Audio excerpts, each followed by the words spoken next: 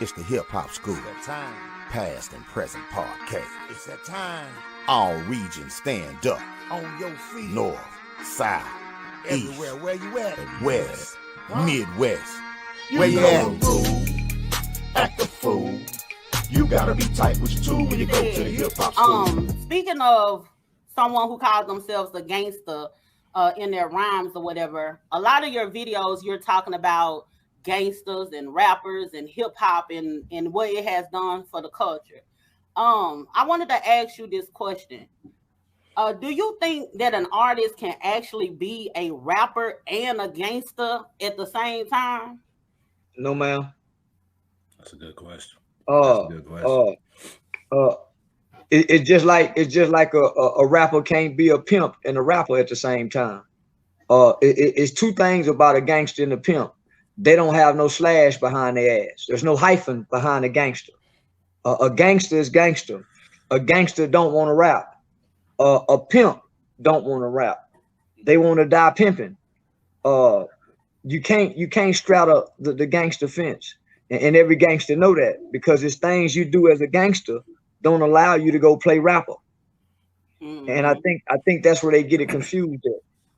Hey, that's a good question, because me and Brother Truth had this little debate, but it was about sports. It was about, can you be a athlete and or can you play organized sports and be a gangster? So you pretty much saying the same thing. Like, nah, it can't happen.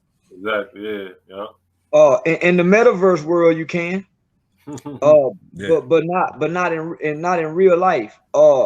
Real street people don't aspire to be nothing but real street people. It's like in the movie Paid in Full. What did Mitch say? What do he enjoy about the game? He don't want to leave that, and so it's nothing that the rap world is nothing that world can offer a real gangster. So you saying the cats who rapping, who call themselves gangsters, they lying? They playing. They playing WWE. In character. They ain't character. Do you think that that they can?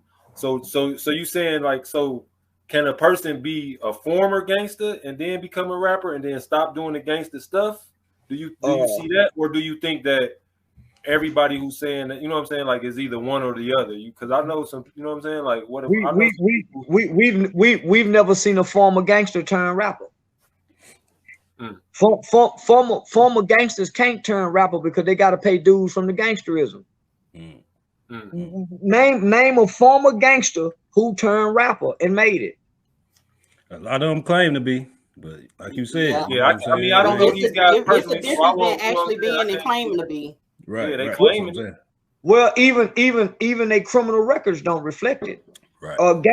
Gangsters have documentation to prove they gangster. Most killers, most bad boys, most real gangsters, they start having problems in elementary school. They don't wait till after high school to start having problems.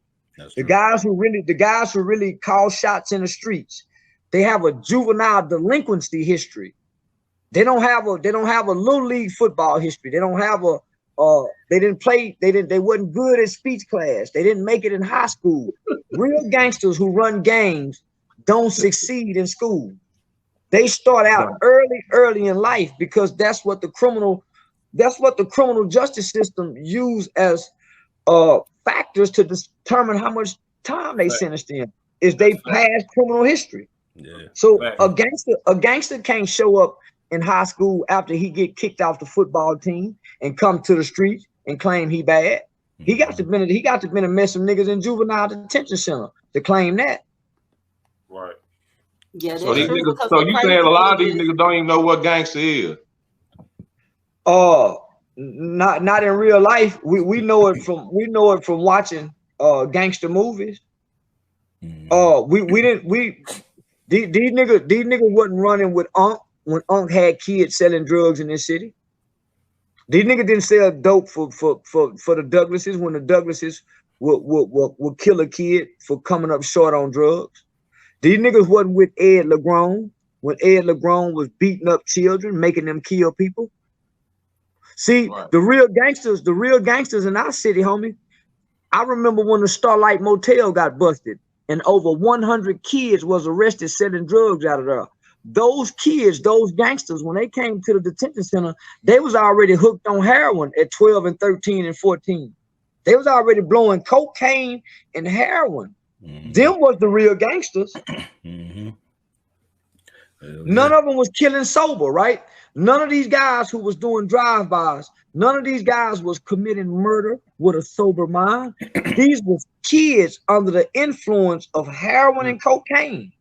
They wasn't killing regularly with a clear conscience. We got similar stories here in Detroit too from the 80s, and so I know exactly what you're saying as far as like the kids, because they would get off, they would just have to let them go. You know what I'm saying? Like when they caught them with the juvenile system wasn't set up the way it is set up now, so it was different. You know what I mean? Like when my older old heads was coming up, they was 13, 14 with 5, 10, 15,000 in their pocket and don't know what, you know what I'm saying? Don't know what to do with it. You know what I'm saying? And just from a post-traumatic stress disorder, all the guys that I know who have killed people, who have actually participated in murder, they have some of the worst drug addictions that I've seen to date, because they have to suppress the things that they saw, the things that they done. Many of these guys went against what they was raised to believe. They Christian values, right? So you got a whole generation of black boys who was raised and born and indoctrinated in Christian biblical beliefs. What do you think they had to tell themselves when they were killing people? Man, you going to hell. What do you have to do? And you raised to believe this, right? So now you killing people. Man, that's why most of them go crazy. That's why most of them have gone crazy. Right. Hell yeah. Hip Hop School. Past and Present Podcast.